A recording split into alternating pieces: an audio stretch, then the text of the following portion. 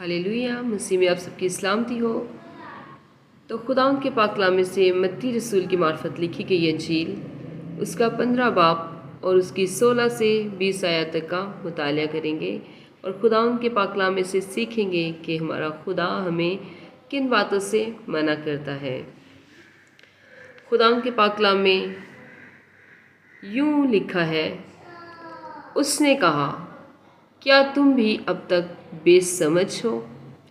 क्या नहीं समझते कि जो कुछ मुंह में जाता है वो पेट में पड़ता और मर्ज़ बला में फेंका जाता है, मगर जो बातें मुझ से निकलती हैं वो दिल से निकलती हैं और वही आदमी को नापाक करती हैं, क्योंकि बुरे ख्याल, खूनरेज़ियाँ, ज़नाकारियाँ, हरामकारियाँ, चोरियाँ, झूठी गवाहियाँ, बदगोइयाँ दिल ही से निकलती हैं और यही बातें हैं जो आदमी को नापाक